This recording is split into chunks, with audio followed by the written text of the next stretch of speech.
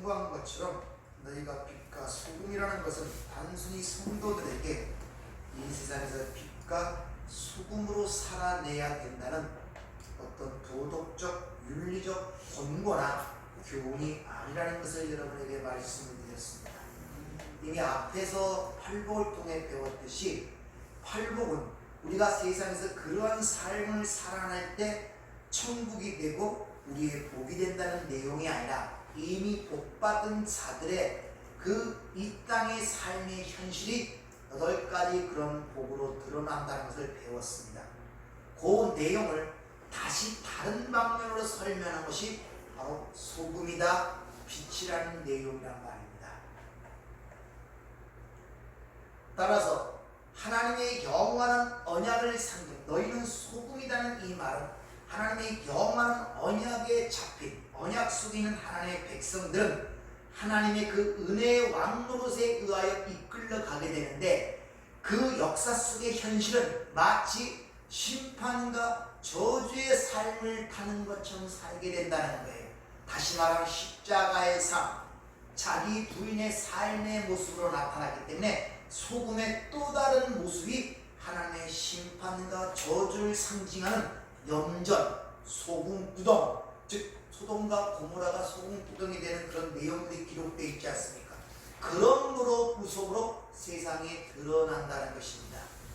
그리고 빛이라는 내용은 그 빛을 통하여 인간들이 자신의 의를 의지하고 자신을 자랑하는 그런 모든 것들, 즉 인간의 어떤 선행적 공로나 선행이 하나님 나라에 들어갈 조건이 되지 못하며 오직 예수 그리스도의 의만을 의지하여 들어갈 수 있다는 것을 선포하는 삶을 너희는 빛이다 그렇기 때문에 그 빛을 비출 때 인간의 율법적 행위, 율법적 선행이나 공로에 의하여 들어가는 그 율법주의자들의 잘못된 것들이 드러난다는 것이 산위의 동네가 숨기지 못한다는 그런 말씀으로 여러분에게 설명을 드렸습니다. 그래서 그 빛의 원천은 하나님이십니다.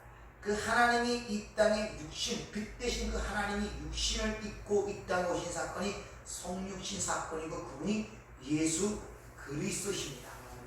그래서 그 구약 전체를 갖다가 일목요연하게 요약하는 설명하는 게 바로 요한복음 1장 1절부터 5절까지 말씀이에요. 아주 중요한 말씀입니다. 이것이 태초에 말씀이 계십니다. 이 말씀이 하나님과 함께 계셨으니 이 말씀은 곧 하나님이십니다. 그가 태초에 하나님과 함께 계셨고 만물이 그로 말미암아 지은 바 되었으니 지은 것이 하나도 그가 없이 된 것이 없느니라. 그 안에 생명이 있으니 이 생명은 사람들의 빛이다. 빛이 어둠을 비치되 어둠이 깨닫지 못하더라. 이렇게 기록하는 것을 볼 수 있습니다. 즉 빛은 창조주 되신 하나님을 가리키는 것이고 그 창조주 하나님은 또한 말씀이라고 얘기하며 또한 생명이라고도 얘기하는데 그것이 이 땅에 들어올 때 사람들에게 어떻게 이제 빛으로 들어온단 말입니다. 근데 이 세상은 그걸 빛으로 알아먹지를 못하는 거예요. 그걸 어둠이라고 그러는 것입니다. 어둠. 그러니까 빛이 왔는데 그 빛을 알아보지 못하는 것을 어둠이라고 성경에 표현하고 있단 말입니다. 따라서 빛으로 오신 그 예수님은 창조주 하나님인 동시에 그 창조의 신비를 갖고 이 땅에 오신 분이에요. 근데 아무도 그런 것을 알아보지 못한다고 얘기를 하고 있죠. 그래서 세상을 어둠이라고 그렇게 이야기를 하는 것입니다. 로마서 11장 36절을 보면 이는 만물이 주에게서 나오고 주로 말미암고 주에게로 돌아갑니다. 그에게 영광이 세세 있을지어다 이렇게 이야기를 합니다.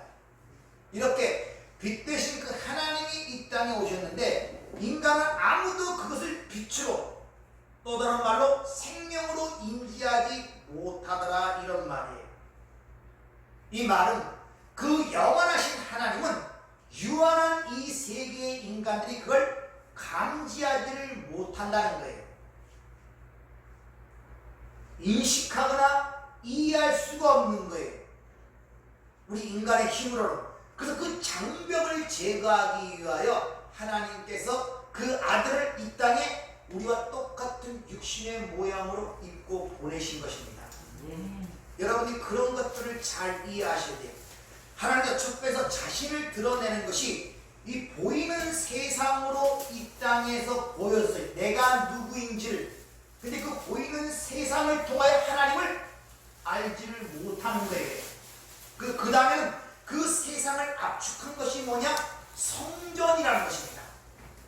성전. 그 성전을, 지상의 성전을 짓게 하여 성전을 통하여 그 하나님과 하나님 나라를 보이는데 그것도 사람들이 인지를 못하는 거예요. 그러니까 그런 마지막에 그 하나님께서 인격을 가지신 우리 인간의 몸을 입고 이 땅에 보내셨단 말이에요. 그런데도 인지를 못하는 거예요. 그래서 세상을 어둠이라 그러고 흑암이라고 성경은 내게 일러주고 있다는 것입니다. 그래서 이제는 그 하나님께서 이제 알지 못하는 우리들에게, 먼지와 흙과 같은 우리들에게 성령, 영으로, 말씀으로 우리 안에 들어오셔갖고 그걸 가리키기 시작한 것입니다. 그때부터 이 유한한 인간들이 영원한 그 나라를 감지하고 바라볼 수 있게 된 것입니다. 그것이 말씀이 육신이 된 사건이고 하늘이 열린 사건이고 또한 그것이 바로 십자가의 사건이라고 성경이 일러주고 있다는 것입니다. 따라서 그 빛은 이 어둠의 영역, 땅의 영역, 세상에서는 그 빛을 감지하거나 인식할 수가 없어요. 그래서 하나님이 없다 이렇게 얘기를 해요. 그리고 자신들이 신을 만들어 놓고 이것이 신이다 라고 자신을 위해 여러 신들을 만들어 놓고 하는 행위들이 전부 다 종교행위, 이 땅의 종교들이란 말입니다.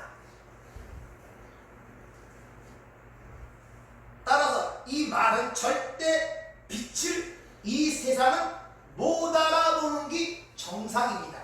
알아보는 비정상이에요. 그래서 해안의 새 것이 없다는, 같은 일이 반복되는 거예요. 인생이라는 것이 과거나 현재나 미래나 사람은 똑같은 일을, 그 생로, 병사, 희노, 애락, 그 패턴을 계속 반복하는 거예요.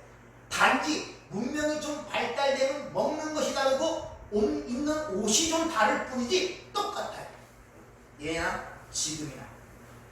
그런데 그런 어둠의 세상 속에서 주님이 산상수훈을 통해 뭐라? 너희들이 빛이다 라고 얘기를 하는 거예요. 무슨 말이냐? 네가 사는 우리의 이 세상과 보이지 않는 그 하나님 나라를 이해할 수 있는 자가 바로 너희다 이런 말이에요. 네. 너희들이 인생이 무엇이고 죽음이 무엇이고 삶이 무엇이고 생명이 무엇이고 이 세상이 무엇인지를 이해함으로 말미암아 그 영원한 나라를 해석하고 그걸 알려줄 수 있는 유일한 존재가 바로 너희다 라는 뜻으로 너희가 빛이다 그래요. 네. 따라서 이 세상 사람들은 태어나서 자라서 결혼하고 자식 낳고 늙고 병들고 죽는 것을 단순한 인간의 삶의 패턴으로 그냥 아무 생각 없이 그렇게 살아가요. 누구나 그렇게 살아왔고 누구나 그렇게 흙으로 돌아갔기 때문에 거기에 아무런 의심을 제기하지 않습니다. 당연한 운명처럼 그냥 살아갈 뿐이에요.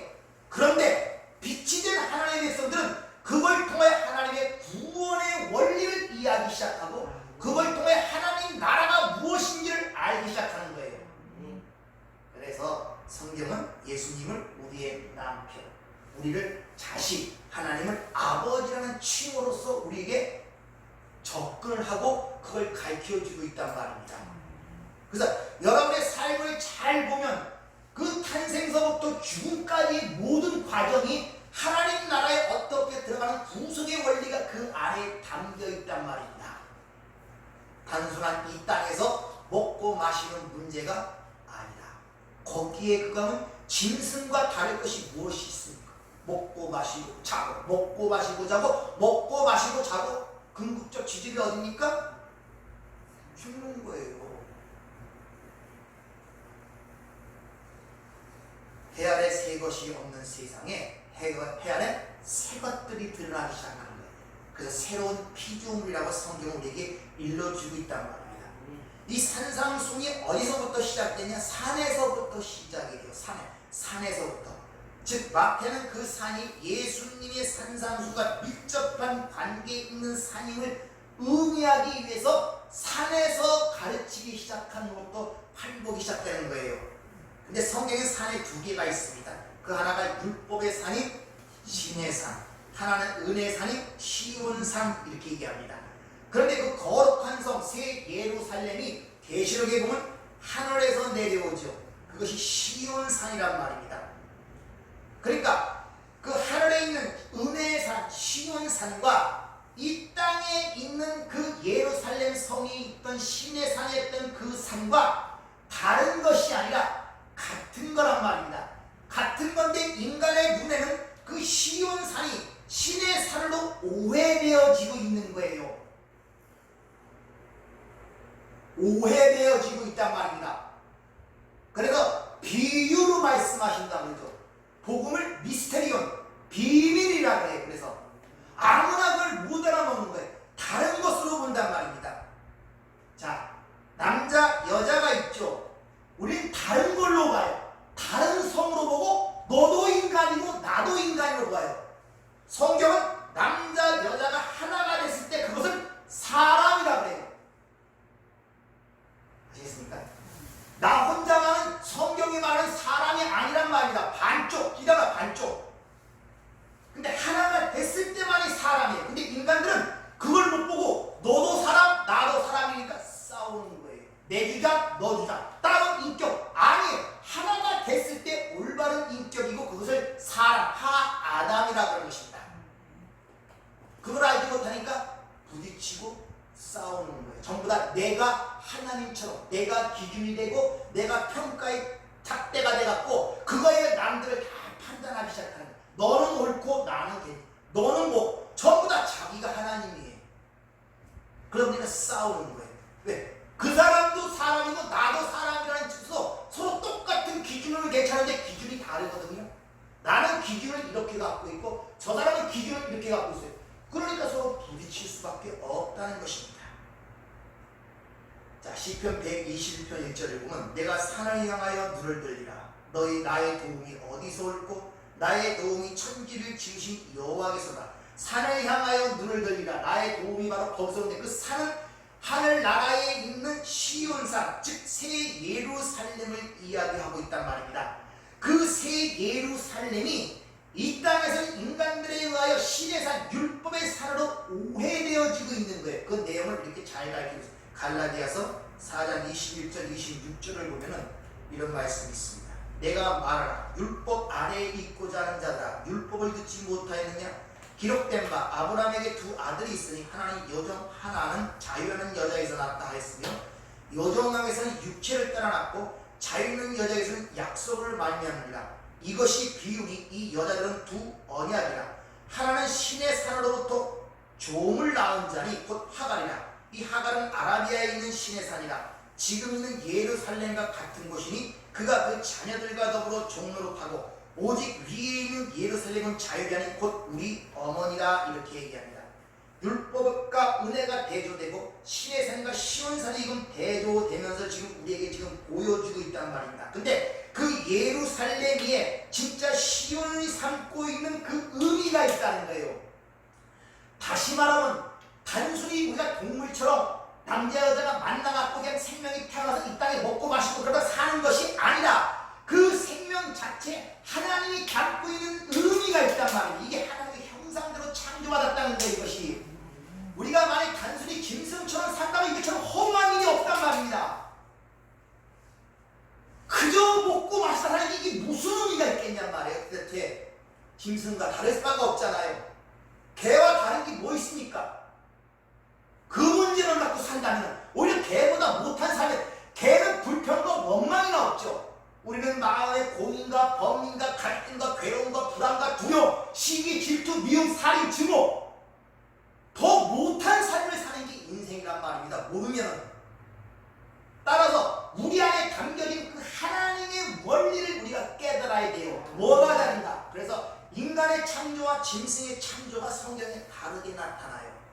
짐승도 흙으로 만들었다고 기록하는데 인간은 특별히 그 코에 뭐를 집어넣어? 네샤마, 하나님의 생기를 집어넣어. 그랬더니 그것이 뭐가 됐다? 하이네핏이 생명이 살아있는 자가 되었다 그러는 거예요.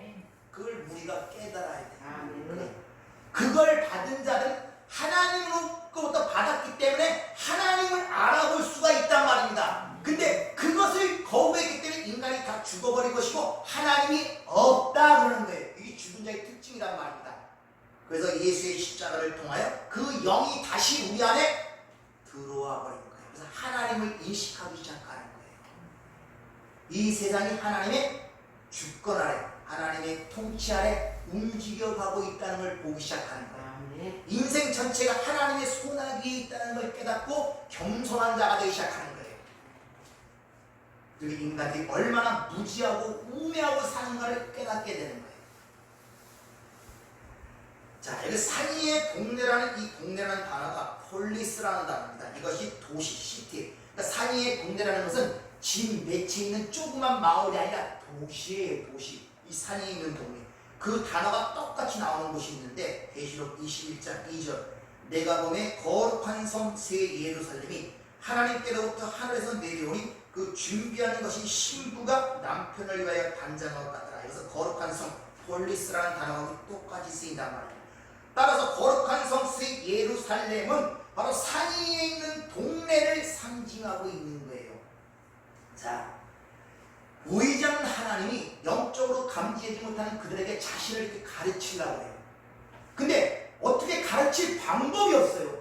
그럼 어떻게 그걸 내가 어떤 사람인가를 가르치려면 이 땅에서 하나님이 없는 자들은 힘 있는 자를 신으로 섬겨요. 그래서 황소를 신으로 섬기는 나라가 꽤 많습니다. 뿔 이런 거 있죠. 그럼 우상들 섬기는 데가 많단 말입니다.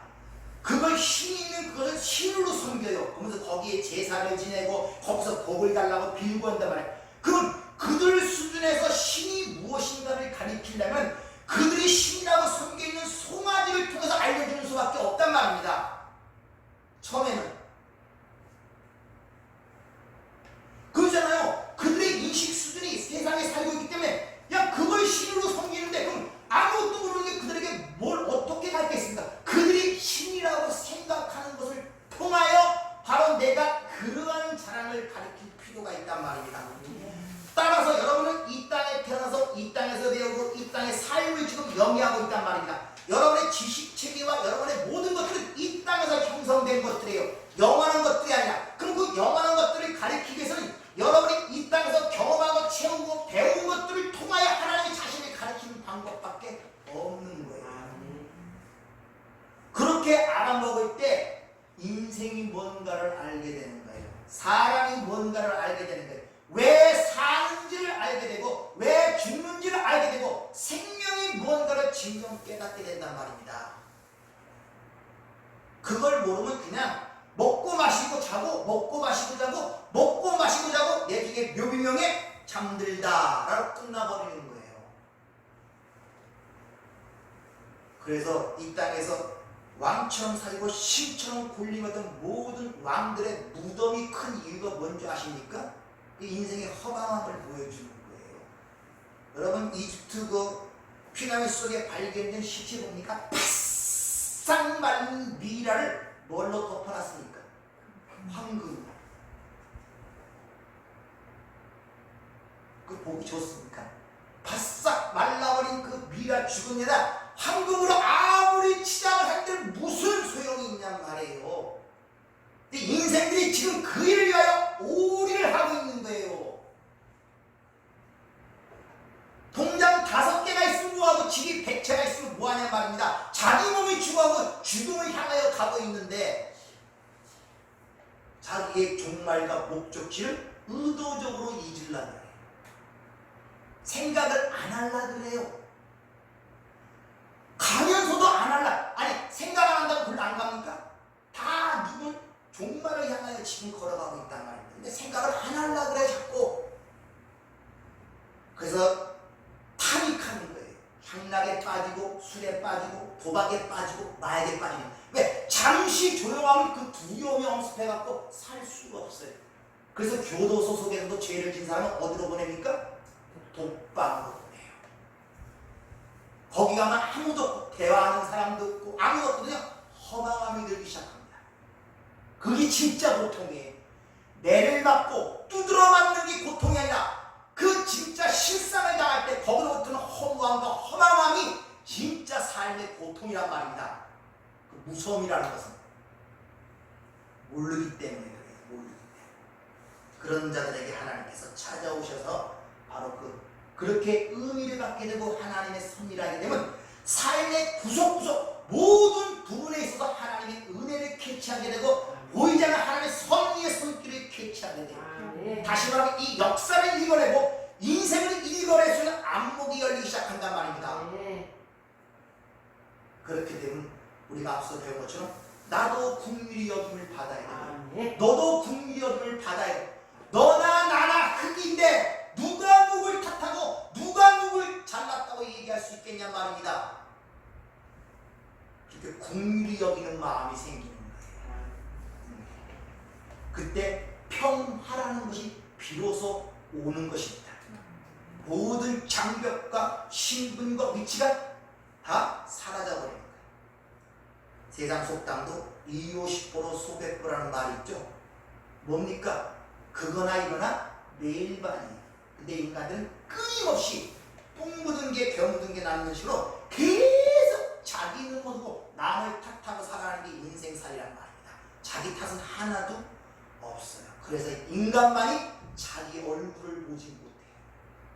뭐를 통해서입니까? 거울을 통해서만 자기 얼굴을 보여요.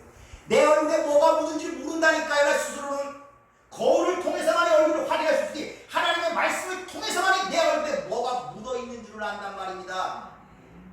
근데 자기 얼굴을 볼 생각은 안 하고 전부 다 남의 얼굴 갖고 탓을 하는 것이 인생의 고통이란 말입니다. 자, 그러면 이 세상에 빛이 된 성도가 상위의 동네 정체를 폭로하고 진짜 동네를 증명해야 할 의무가 우리에게 있단 말입니다. 예수의 빛 되신 삶을 우리가 살아야 한다는 것이죠. 그것을 어떻게 밝히느냐? 여러분, 옛 성전은 이스라엘 백성들이 성전을 성전을 세운 것은 자기들이 고안해서 세운 것이 아니라 모세가 시내산에 40을 올라가는 동안 하나님께서 하늘의 것을 보여준 그 모형을 세운 곳이 성전입니다. 그러니까 하늘의 그 모형이 성전 안에 함이 되어 있단 말입니다. 그걸 보면은 알 수가 있단 말이에요. 그 성경 구절은 뭐냐? 이방인의 뜰이 있습니다. 하나님의 백성과 관계없는 그 사람들은 올 수 있는 이방인의 뜰. 여인의 뜰을 지나야 성막문이 있어요. 거기 들어갑니다. 거기 들어가면 바로 앞에 번제단이 있고, 그 다음에 물두멍이 있어요. 그 다음에 성소에 들어가는데, 성소 안에 들어가면은 바로 거기 떡상과 등대와 향단 3개가 있단 말이에요. 그리고 그 앞에 막이 가려 있고, 그 안에 지성소 안에 속죄제가 있다는 것을 여러분이 그 머리를 염두에 두시기 바랍니다. 하나님께서 이렇게 순서와 절차를 둔 것이 인생의 여정이며 역사의 여정이며 우리의 신앙생활의 여정이에요. 하나님의 백성으로 선택받아 하나님 나라에 들어간 성문을 여는 순간에 제일 먼저 등장하는 것이 번제단이란 말입니다. 번제단이 뭡니까? 헌신을 드려 온몸을 태워 재물을 태워 하나님께 드리는 것. 그 다음에 뭡니까? 물두멍.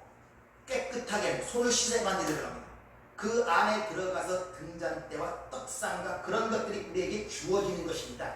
바로 그 과정, 그런 절차와 어떤 순서와 틀을 쭉 나열해 놓은 것을 코스모스, 질서라고 하는 것입니다. 그걸 다른 말로 세상이라는 거예요. 그러니까 이 세상이 우연히 돌아가는 것, 사계절이 우연히 일어나는 것이 아니라 인생의 생로병사가 우연한 하나님의 질서와 절차를 따라 세워오는 규칙이란 말입니다. 그걸 통해 지금 뭘 말씀하고 있단 말입니다. 세상이 그 안에서 돌아가고 인생도 그 안에서 왔다가 그 안에서 가는 것이란 말입니다. 그 질서를 따라. 그래서 코스모스, 세상이란 말로 성경은 우리에게 표현하고 있죠. 근데 그 모든 순서와 질서와 그 모든 것들은 누굴 설명하는 것이다? 예수.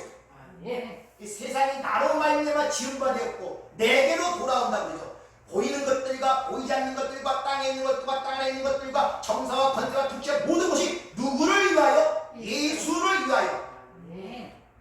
왜? 그 길만이 유일하게 하늘에 들어갈 수 있는 문이기 때문에. 그래서 내가 길이요 진리요 생명이요 나 단호하게 이야기를 하고 있는 이유가 바로 거기 있단 말입니다. 아멘.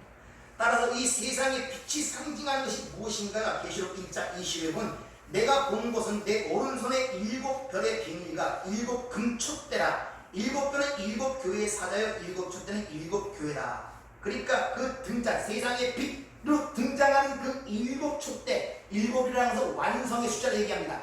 완전한 그 빛은 바로 7 교회, 저와 여러분을 얘기하고 있단 말입니다.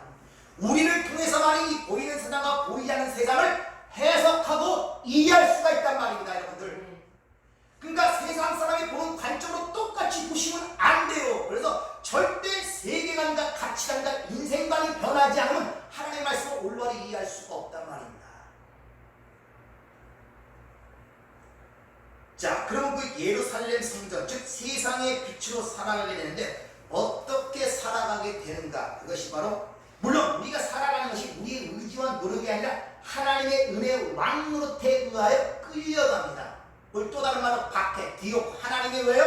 밀려가는 거예요. 여러분들 학교에 자식들을 보내죠. 가기 싫어도 보내죠. 왜 그렇습니까? 그것이 올바른 것이기 때문에 그래요. 안 그렇습니까? 나 공부하기 싫어. 엄마 나 학교 가기 싫어. 안 보내는 부학부모 봤습니까? 근데 왜 억지로 때려서라도 글로 밀어넣습니까? 그것이 그에게 유익한 줄 알기 때문에. 그런 관점으로 여러분의 생각들이 변하셔야지 내 삶 속에 하나님이 나의 삶을 간섭하시고 터치하시고 인도하시는 그 섭리가 보여지는 거예요. 자, 근데 그 7 등대를 성경은 등불, 즉 그것을 성령이라고 얘기합니다. 자, 계시록 4장 5절을 보면 보좌부터 번개와 음성과 우레소리가 나고 보좌 앞에 켠 등불 7이 있었으니 그 등불 7을 하나님의 7 영이라 성령이라고 이렇게 설명하고 있단 말입니다. 근데 바로 뒷장 계시록 5장 6절에 가면 그 7 영을 또 이렇게 얘기합니다. 내가 보는 보좌와 내 생물과 장돌 사이에 한 어린 양이 서 있는데 일찍 죽임을 당한 거다. 누굴 얘기합니까? 예수 그리스도. 근데 그걸 어떻게 설명하냐? 그에게 7 뿔과 7 눈이 있으니 이 눈들은 온 땅에 보내심을 받은 하나님의 7 영이더라. 이렇게 얘기합니다. 그러니까 7 등불은 성전의 빛, 즉 말씀 예수 그리스도시며 그 예수 그리스도와 한 몸이 된 교회, 저와 여러분을 얘기한단 말입니다. 그래서 교회를 주님의 몸이라고 칭하잖아요. 있습니까? 이것이 주님과 연합된 우리의 삶의 모습이에요. 그러니까 여러분이 예수를 믿고 나를 바라보고 나를 정의하는 여러분 자체의 정체성부터 완전히 바꿔야 한단 말입니다. 주님이 나와 함께 하시니까 나를 해야 할 자가 누구냔 말이에요. 맞습니다. 죽음은 천국인데 두려워할 게 뭐냔 말입니다. 그래서 그리스도인을 믿는 사람들 공산주의 제일 싫어해요. 네, 죽음을 두려워하지 않기 때문에. 네, 마약이라 해. 뭐 취해서 그거 안 먹죠. 그래서 하나님이 우리에게 주신 마음은 두려워하는 마음이 아니라고 하잖아요. 이 성서 안에 보면은 등대가 있는데 그 등대라는 그 이제 촛대를 얘기하는데 그것이 무엇을 보고 만드는 거겠어요? 성서의 모든 것들은 하늘의 모형을 보고 하늘의 것들을 보고 만든 모형이라 그러잖아요. 모세를 통해서 보여주고. 그럼 그 등잔대는 하늘에서 어떤 나무를 보고 만든 거겠습니까? 하늘에 에덴 동산에 뭐 하늘에 생겨난 에덴 동산에 무슨 나무가 있었습니까? 그렇게 생각이 되죠. 거긴 생명나무밖에 없었어요. 그래서 거긴 나무라는 단어가 단수입니다. 복수가 아니라 생명나무. 즉 하나님 나라에 있는 생명나무를 보고 이 땅에서 만들어낸 것이 등잔대란 말입니다. 그것이 지성소 앞에 딱 불을 밝히고 있는 365일 동안 불을 밝히고 있단 말입니다. 그리고 그리스도를 머리로 하는 연합된 교회의 그 등잔대가 세 가운데 줄기가 있고 양옆에 6줄기 가지가 나와 있죠. 이건 주님의 몸된 교회를 상징하고 있단 말이에요. 근데 여기서 계시록 5장 6절에서 7 눈이라고도 얘기하는데 이 7 눈은 스가랴 4장에서 잘 설명을 하죠. 스가랴에서 보면 총 7개 환상이 나와요. 하나님께서 보이는 환상인데 그 7개 환상 중에 5번째 환상에서 이 7 눈에 대한 환상의 이야기가 나온단 말입니다. 그러니까 일곱 환상이라는 것은 하나님 나라가 어떻게 완성되어져 가는가를 스가랴에게 일곱 환상을 통해 보여준 거예요. 잘 아시는 말씀. 그 하나님 나라가 어떻게 이루어진답니까? 능으로도 되지 아니하고 힘으로도 되지 아니하고 뭐로 된다? 하나님의 영, 성령으로만 된다고 분명히 말씀하시는 것을 볼 수 있죠. 여기서 스가랴 4장 10절을 보면 일곱 눈은 온 세상을 두루다니는 여호와의 눈이다 이렇게 말한 다음에 계시록 5장 6절을 보면 일곱 눈은 온 세상에 보내어진 하나님의 영이다 이렇게 얘기합니다. 그러니까 하나님의 나라는 것은 먼저 예수 그리스도를 가리키는 것이고 바로 하나님의 거룩한 백성으로 부름을 받은 우리를 같이 지칭하는 거란 말입니다. 그래서 하나님 나라가 이 땅에 왔다는 것은 그 예수가 하나님의 나라로 이 땅에 온 거예요. 그런 다음에 그것이 우리와 연합되기 위해서 그분이 죽으시고 죄라는 담배를 헐으시고 가서 영으로 다시 우리 안에 오시는 거란 말입니다. 그래서 예수와 연합된 우리를 하나님의 성전, 또 다른 말로 하나님의 나라, 그래서 하나님 나라가 너희 안에 있다 이렇게 얘기하는 것입니다. 그렇기 때문에 성경에서는 너 지킬 만한 것보다 뭐를 잘 지키라? 네 마음을 잘 지키라. 내 마음을 못 지키면 죽는다는 것입니다. 모든 삶에 죽고 사는 문제가 마음에 달렸다 그렇죠. 자, 그것이 스가랴 4장에서는 일곱 촛대와 그 옆에 두 감람나무의 모습으로 환상해 보여주는 거예요. 근데 두 감람나무는 계시록 11장에서 두 증인의 모습, 교회의 모습으로 드러나 예수와 연합된 교회의 모습을 스가랴 선지자의 환상을 통해서 바로 일곱 촛대와 두 감람나무의 모습으로 보여주고 있다. 한 몸으로 된 모습. 근데 그 촛대에서 불이 내기 위해서는 촛불을 밝히기 위해서는 감람나무에서 감람류가 계속 공급이 돼야 돼요. 공급. 그래야 그 촛대 불을 밝힐 수가 있단 말입니다. 근데 마지막 때 되면은 그 하나님으로부터 감람나무로부터 공급되는 기름이 하나하나 끊어져요. 다시 말하면 하나님의 백성들 교회가 이 땅에서 하나하나 사라질 때 기름이 떨어지니까 촛대가 꺼지는 거예요. 그래서 요한계시록에 보면 그 세 가지의 그 재앙이 있죠. 마지막 재앙이 대접재앙 아닙니까? 거기서 대접재앙이 마지막으로 드러나는 거예요. 마지막 한 사람에 의하여 하늘과 땅의 빛을 밝히던 빛이 사라지는 순간에 이 역사는 끝나버릴 것입니다. 역사. 그건 개인의 삶 속에서도 마찬가지예요. 여기서 스룹바벨이 등장하는데 이 스룹바벨은 BC 586년에 고레스라는 왕이 바벨론을 멸망을 시키고 페르시아를 만듭니다. 그런 다음에 그 바벨론 때 포로로 잡혔던 이스라엘 백성들을 놓아주면서 성전 건축을 허락하세요. 바벨론 포로부터 귀환하는 그 당시에 받도 지도자였다가 누구였냐면 여호와김이에요. 근데 그 손자가 바로 수룹바벨입니다. 왕족의 혈통을 갖고 있는 자가 수룹바벨이었단 말입니다. 그 수룹바벨이 그 모든 곳을 통치하면서 성전 건축을 하는데 방해가 무지무지하게 많습니다. 그러다가 걱정이 되는 거예요. 이러다가 성전 건축을 못하고 낙심에 빠지게 되니까 그때 하나님께서 스가랴에게 환상을 보여주시는 거예요. 그리고 그 다음에 너희들의 힘과 노력으로 이루어지는 것이 아니라 뭘로? 성령으로 그게 완성된다 그래요. 그래서 586년에 포로로 귀환해갖고 그 성전이 완성될 때가 BC 515년 70년 만에 완성이 됩니다. 이스라엘 바벨론 포로가 몇 년에 끝납니까? 70년 만에 끝나죠. 다니엘서 9장의 이 역사가 얼마나 끝납니까? 70일 이내로 끝나죠. 모든 건 이렇게 역사의 종말적 지점 속에서 어떻게 나타나는가를 다각적 모양으로 우리에게 설명을 하시는 거예요.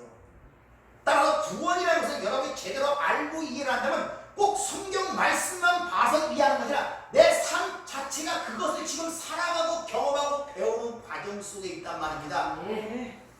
삶 자체가 그걸 이해하고 있단 말입니다. 그래서 성경에 보면 스가랴, 학개, 에스라, 느헤미야 이 모든 것이 성전 재건에 관한 내용이 기록된 것입니다.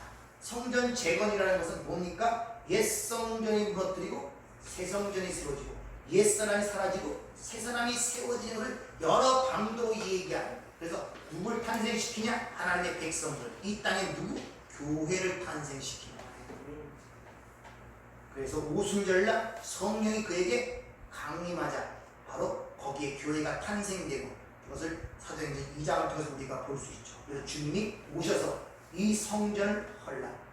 그 하나님 나라의 원형이신 그 예수 그리스도, 하늘나라의 거룩한 성 예루살렘이 이 땅의 모형으로 보였더니 거기서 잘못 이해하니까 그 산 위에서 너희들이 잘못 이해하는 거라는 가르쳐주기 위해서 산상수익 시작해서 뒤에 보면 옛사람은 이렇게 말했지만 나는 너에게 이렇게 말한다. 재해석을 시켜주는 모습이 뒤에 나오고 있단 말입니다.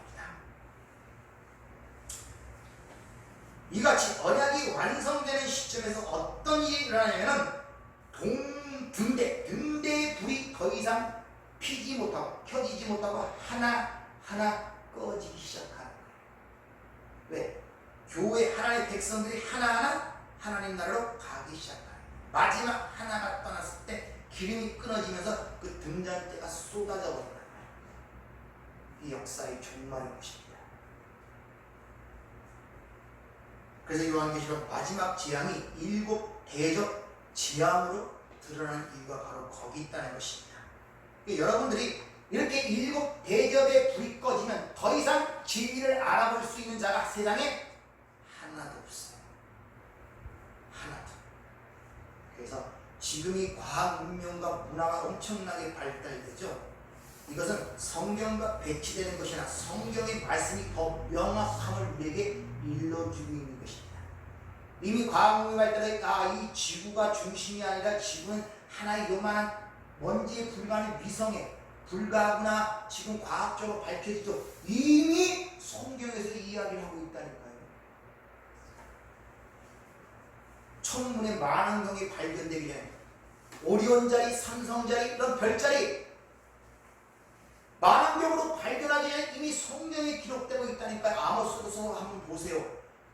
그 인간의 지혜로 과학이 발달된 그 당시에 어떻게 인간의 지혜로 이런 내용들을 머리에 이해하고 성경에 기록했냐 했는데 성령께서 가르쳤기 때문에 그렇다는 것입니다. 성령께서.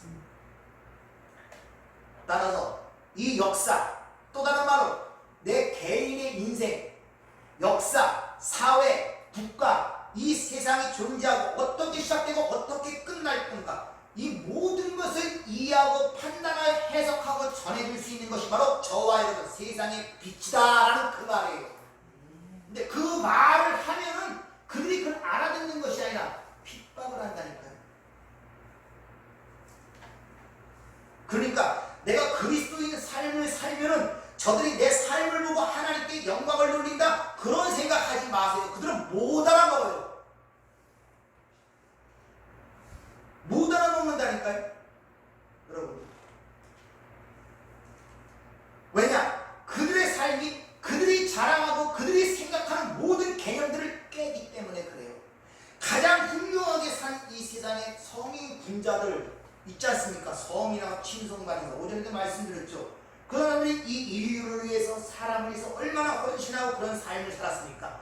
그런 사람들은 세상이 다 좋아해요. 칭송합니다. 영웅이다, 성자다, 저 사람을 본받는다.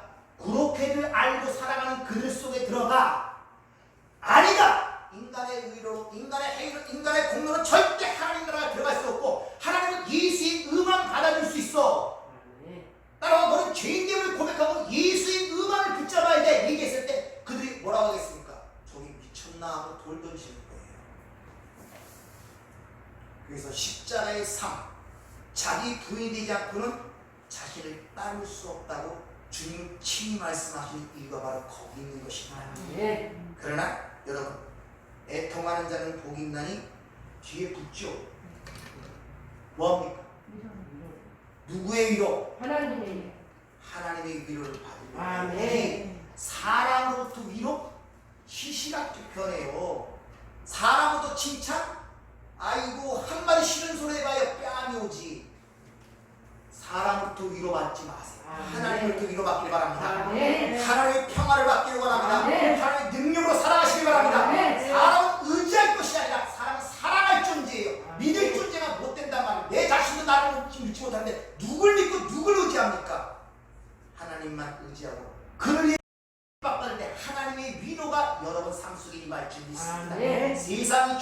없는 평강, 세상이 줄 수 없는 기쁨을 우리에게 주신다고 약속하였습니다. 아멘. 우리를 해할 자가 결단코 없다는 담대함을 갖고 사시기를 주의 이름으로 축원합니다. 아멘. 기도하겠습니다.